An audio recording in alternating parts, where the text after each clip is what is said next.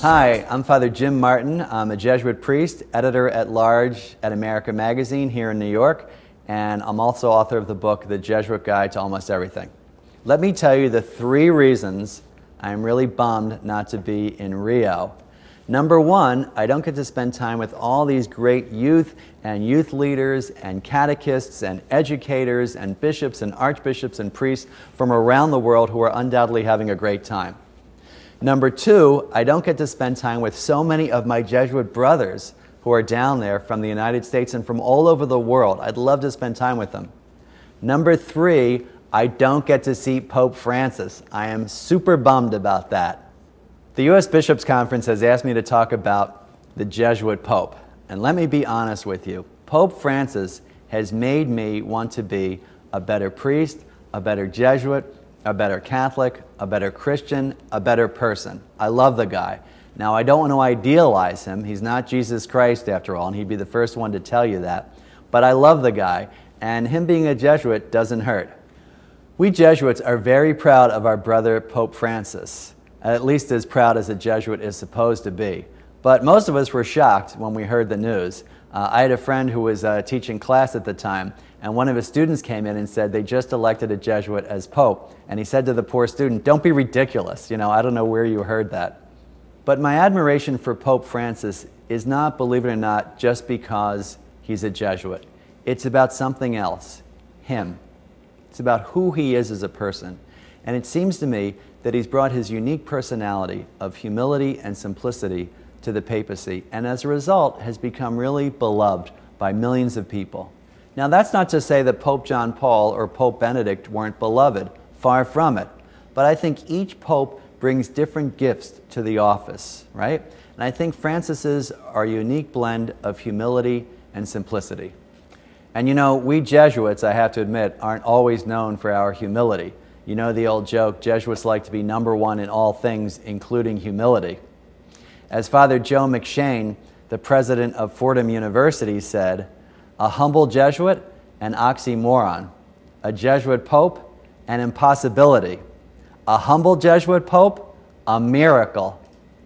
So what does it mean for Pope Francis to be a Jesuit? And how have we seen that Jesuit spirituality so far? Well, the first thing is a love of poverty. As you know, members of religious orders all take a vow of poverty.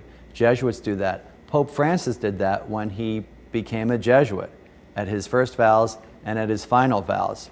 St. Ignatius Loyola said that Jesuits should love poverty as a mother. That's how much we should love poverty.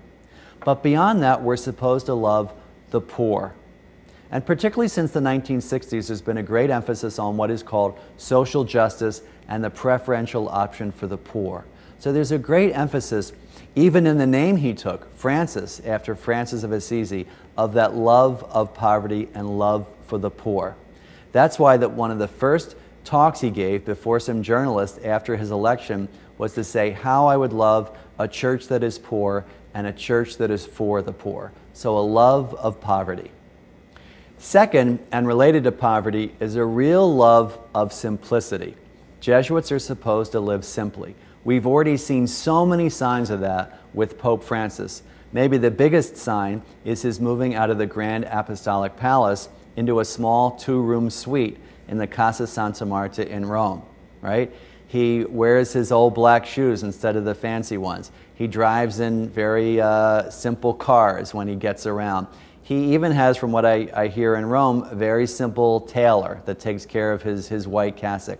So very simple, even to the point of going to pay his hotel bill after he was elected Pope. To which a friend of mine laughed and said, "What happened? Popes before didn't pay their hotel bills?" And I said, "No, they paid their hotel bills." But there is this sense of simplicity, a love of a simple lifestyle, of getting rid of excess whenever he can. So simplicity, I think, is something that we've already seen, and that's an outgrowth of his life as a Jesuit and life as a religious, I think.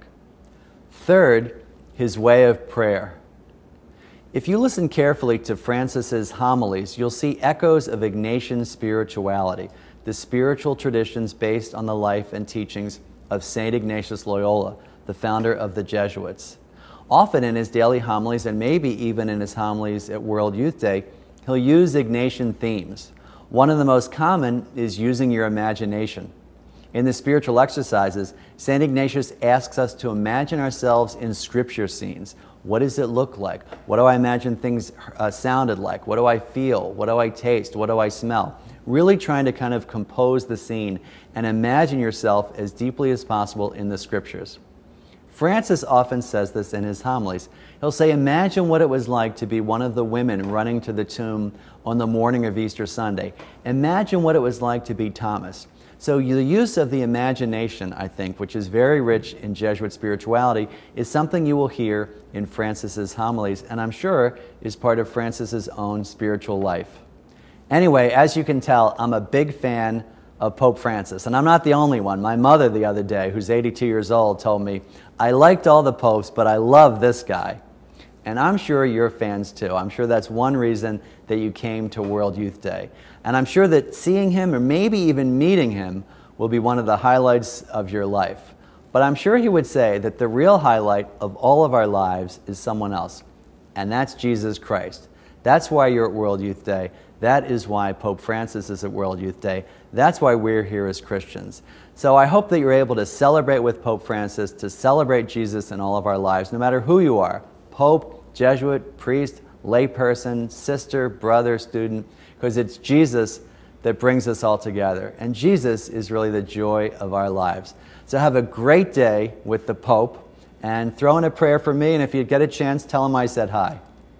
This is Father Jim Martin at America Magazine. God bless you, and have a great World Youth Day.